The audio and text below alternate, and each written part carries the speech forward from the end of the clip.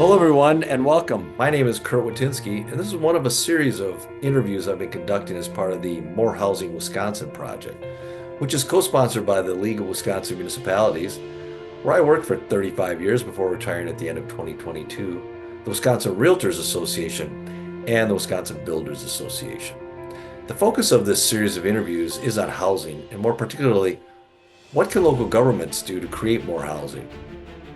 We have been talking with and learning from local leaders, both in the private sector and public sector, who've had some experience in successfully developing and implementing policy changes, zoning reform, and other strategies designed to create more housing options in their communities.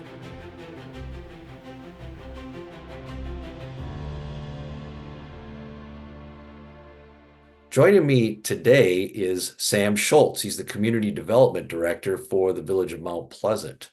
Sam also works for a law firm, Von Briesen and Roper, where he works and serves clients on land use and land development projects. Sam also serves as an assistant adjunct professor at UW-Milwaukee, and Sam lives in Whitefish Bay, where he serves on the architectural review board for that community. Sam, thank you very much for joining me today. I really appreciate you taking the time to talk about this important issue of, what strategies can be implemented by local governments to bring about more housing in those communities. And we want to learn from some of the experiences you've had in Mount Pleasant. And I thought we could start by you giving us a little description of Mount Pleasant for listeners who aren't familiar with where it sits in the state of Wisconsin, what its population is, and how long you've worked for the village. Yeah, my pleasure. Thanks for having me. Mount Pleasant is in eastern Racine County. So Racine County is more or less split by the interstate, and it is on the eastern side of the interstate. It stretches all the way from the interstate all the way to the lake on its southern border, which it also shares with the northern border of Kenosha County. It's a relatively large village in both land area and population, about 34-ish square miles in terms of land area. And about 28,000 residents. So it is by population the second largest village behind Menominee Falls in the state of Wisconsin, and by land area it's one of the biggest as well. That provides some unique opportunities and challenges. It has everything from full agriculture, like historic family farms and larger scale ag, all the way to fairly urban development. And then also its location along the interstate corridor makes it pretty attractive for industrial commercial development, as you might expect. So, between, I think most recently, the Microsoft announcement, and there's a lot of data center type development there. That's really built on a fairly, sizable legacy of other interstate adjacent industrial development, and kind of a historic legacy in Racine County of industrial development as well. So pretty good mix of uses. Our zoning code is everything from ag to high density residential. So we get a little bit of everything. Right, and that's a huge territory. Like you said, that's pretty unique for the size of a village and all the different types of uses that are present. So, Sam, you and the staff at the village went through a significant update of your zoning code, really a rewrite of the village's zoning code. I think you finished or completed back in maybe 2020 or something like that. Or what can you tell us a little bit about? That's a huge undertaking, and was part of that that rewrite focused on and designed to reduce some of the barriers to housing that might have existed in the former code, and to maybe create more density in those places where it was appropriate to do so. Just maybe talk to us a little bit about some of the, I don't know, aspects of that code rewrite that was designed to create more housing. Yeah, we really tried to focus on simplifying the code. Mount Pleasant is a pretty mixed political community, and so we had to kind of appease both ends of the political spectrum, and the thoughts and preferences that everyone has within that compounded with our wide variety of land uses. We're really trying to simplify the administration of the code and not have 12 or 15 different residential districts that get pretty unwieldy, and also the differences between those districts are relatively minor. So we tried to focus on that. I think the first thing we asked ourselves was, for instance, in the building code, the universal dwelling code doesn't differentiate between single family and two family. Everything under two family can kind of go under that code. Same with the international residential code. And so we really asked ourselves, duplex by right is kind of this thing that a lot of communities talk about as more of this planning aspirational goal. But we tried to point towards other places in the state, like the adopted building code for those types of structures, where there already really isn't a difference. So, pointing towards those existing regulations, saying like our goals are actually supported by some of these. And in addition, we really tried to focus on increasing the amount of land use development rights that an individual property owner has. And we can get into that, but, attacking things like, accessory dwelling units in every residential zoning district, secondary suites, so like an attached secondary suite in every district, duplex by right in every residential zoning district except our large estate lots, and those estate lots still do allow for accessory dwelling units. And so, attacking those things was a pretty easy sell when you say, we're actually granting you more rights. You don't have to build an ADU,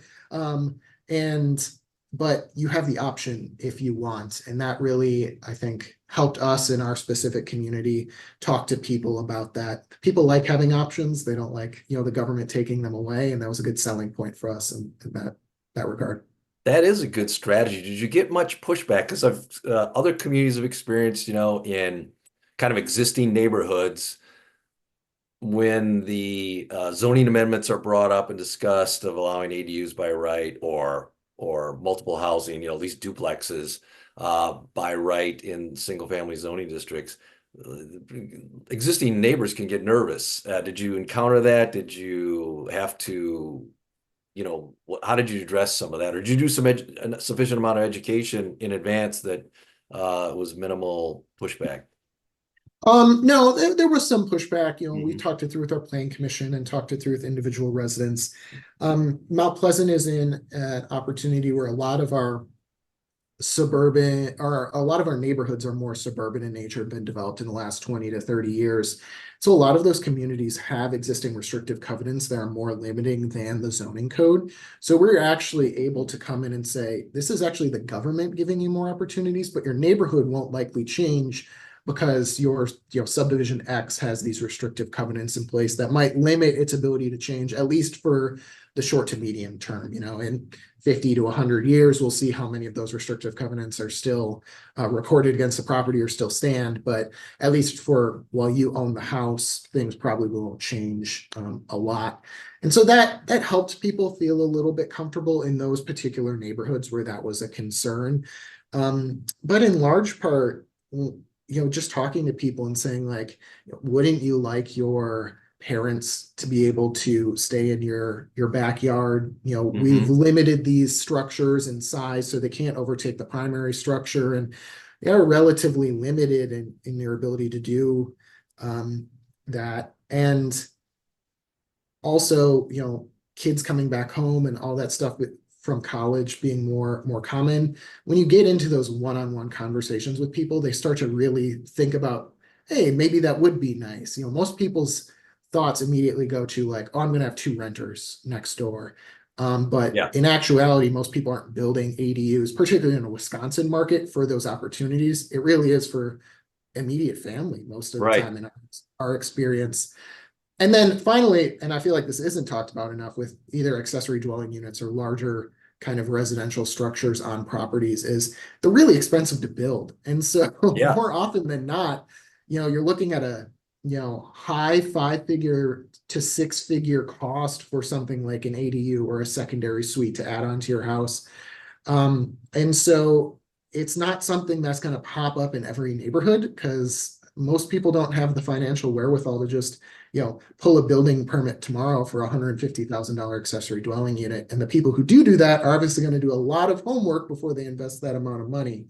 So I think the market actually at least in Mount Pleasant, took care of a lot of kind of that like that preliminary fear. And the people who are serious about doing it are going to do it in a way because it's such a large investment for their family. Those are such good points. And I think it's accurate too, and it reflects the reality I've seen in other communities. I was fascinated to watch. I live in Madison, Wisconsin, and they've been, it's part of the planning process to upgrade their plans to basically increase densification in older neighborhoods where they had some larger lots. It was just the way that particular neighborhood developed. And the proposal from city staff and local electeds was to just allow residents and owners to split their lot in half if they wanted to. So they could basically they reduced the lot size minimum requirements and Sure. but the reaction of the neighborhood, which is a long-standing neighborhood, was I think maybe 90 to 95% of them signed a petition and joined their neighbors in seeking restricted covenants that hadn't existed before to disallow themselves from splitting their lots into small, two if they from one to two. So government was allowing them this option. They chose to go in a different direction, which was kind of what you were talking about. Yeah, and as a planning professional, I think sometimes that can be frustrating, but it's Mhm. also the reality of, people want kind of what they want. Yeah. Another good example from a Mount Pleasant context is that helped us get some of these more progressive housing choices through is we also allowed larger outbuildings because we have a pretty sizable population with larger kind of rurally platted lots that have just existed. You're kind of 100 feet wide, but 400 feet deep type lots Yes. that make sense for larger outbuildings. And so that was an area where we actually lightened up some of our size restrictions, and people used to have to go through a conditional use process, and now they're just per lot area limited to a certain size, but can do that by right. So that's one area where we kind of gave a lot of the residents something um, in the code to pair with some of the other residential changes. And that was probably one of the most popular changes we made because we've gotten a fair number of large outbuildings and we have the properties to support those types of buildings. So, I'd encourage other professionals when they're going through to look at, you know, when you're making these semi-controversial changes, what else can you package with it to make it not necessarily more palatable from a sales standpoint, but actually provide something else that the community is asking for in terms of the land use rights and how they can use their residential properties. And oftentimes they understand it's a little bit of a give and take, and they'll, be more open to it if you can actually show Yeah. multiple areas that you're granting them something instead of just this one specific unit or density regulation and nothing else. Sure. Are there any other best practices or lessons learned maybe for other communities who might not necessarily be doing a complete rewrite, but are considering, incremental changes to their zoning code to reduce barriers to new housing? I don't know, anything come out of some of your experiences at the village or in other capacities? We really tried to focus on granting a lot of opportunity to developers for a variety of different unit types, but we've also been open to feedback on those lot sizes or unit types or setbacks or things like that, and we're open to changing them. I would encourage communities not to look at zoning reform as a one-step process. You adopt it and you're done. Hmm. But you should seek that feedback from the public and tweak and make changes over time. I'd also encourage people to have the hard conversations about actually changing those rules. Sometimes it's easier for planners just to adopt like new districts or new standards and or overlays and kind of apply them in more complicated bureaucratic ways. And I understand if that's like the political reality of how you can get something done in your individual community, but oftentimes the more frequently that you have those hard conversations about are our setbacks right, should we change them for our base zoning districts, you continue to have those check-ins and conversations with your plan commission. Over time it becomes less scary. They flex those muscles and get used to talking about zoning in a regular way, and it's not just we adopted it once, we'll tackle it in another 50 years. It is much more living, breathing document that does change per market conditions and banking conditions and all these other Yes. housing difficulty conditions that we find ourselves in. So it's it's an imperfect process. It's a political process and something that changes over time. And so the laws should theoretically follow it. I think, that's how we all wish the legislative process would be regarding any issue. Right. And so when we can make it about housing and, have those regular conversations, I think people appreciate it in the long run. Good point. Has there been, as part of the process of rezoning or just, I don't know, natural evolution of your, like you said, or examining your process, has there been any effort or discussion about speeding up the approval process, the permitting process? We often, in a lot of the literature that you read about steps that local governments can take, one of them is, hey, try and create more efficiencies in the approval process for subdivisions or building permits or whatever the occupancy permits or whatever the case might be. Has that been part of anything you guys have experienced in your village?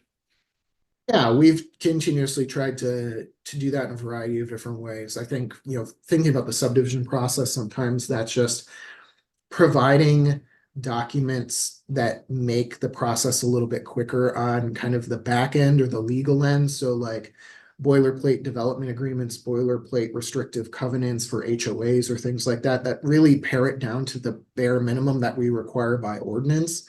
And then provide those to developers if they want them to kind of say, here you go, you can build off of it if you want, but we'll approve this at the next meeting if this is what you bring it back with. So there are those efficiencies. And I think a lot of communities think about those types of things. But then also on the zoning code side, one thing we did, particularly in light of Act 16 in 2023, was the kind of logical, we just skipped ahead to the logical endpoint where the state legislature said, if someone applies for a residential permit and it's a normal zoning approval, you basically have to issue it with the conditions in the zoning code that were there at the time the person applied for the permit. Right. Well, we just took that, and before, for some residential, mostly, anything 3 units or above in the commercial building code, we would take that to a plan commission review. Yeah. And after that law, we looked at and said, well, if the plan commission can't really add conditions or change this anyways, if all else being equal, the staff does their homework and this is an approvable site plan when it makes it to plan commission, we just took that with the blessing of our plan commission and village board via ordinance, and made all of those staff approvals. So it's kind of getting back to basics, and not, trying to cut down on the bureaucratic processes, A, where state law kind of implies that we should be doing, but B, just, as the original zoning and plan commission enabling legislation kind of intended it to be, where it's, you're zoned something, you apply for a building permit, and as long as that permit complies with all the adopted laws, the permit gets issued. And so trying to move the process closer to that. So now for all residential development in Mount Pleasant, if someone meets the ordinances at the time of application, doesn't need a subdivision or a rezone, say it's fully platted parcel and it's zoned appropriately, the entire process is at the staff level.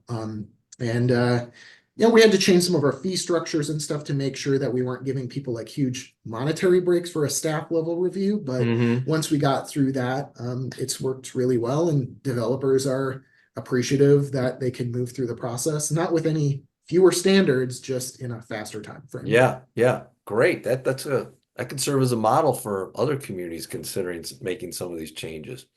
Yeah, it's funny, there are kind of some of our oldest communities, like the city of Milwaukee, theoretically operate already on that model because they just never changed it. But a lot of those communities have layered on these other approval processes over time, like conditional uses or things like that. Mount Pleasant was blessed in that we didn't have a lot of those kind of overlay districts, planned developments, conditional uses. And so when we were able to just go back to by right development, it really meant the vast majority of residential development could go to by right. It wasn't that we were saying it's by right, but then layering on a bunch of other things. Yes. So Sam, I want to ask you one more question here and kind of bring the focus to your role on the Architectural Review Board for Whitefish Bay and kind of your experience over time in that. And I'm wondering if there's any, I don't know, lessons learned or best practices or frustrations alleviated in your experience on that Architectural Review Board that you might want to just share with other folks. Sure, I've been on that ARC board for a while, and I think the first kind of lesson learned is that post um, post change to the conditional use law, where now all special zoning approvals are kind of considered conditional uses and you need substantive evidence. Really, we've learned, at least in the few years that I've been on the board, that making sure your approvals or denials are based in that, substantial evidence, and making sure that we're citing things specifically from the architecture review guidelines that Whitefish Bay has adopted, has been really important. So it's been nice to see the community put a focus back on its adopted guidelines. And then I think our chair has done a great job of trying to bring stuff forward and, streamlining that process or adding different considerations for new building materials or types. So, Whitefish Bay, I think, has been pretty good about acknowledging that building methods change over time. And if you have an architecture review commission, it should acknowledge those changes to building materials or other changes in state law.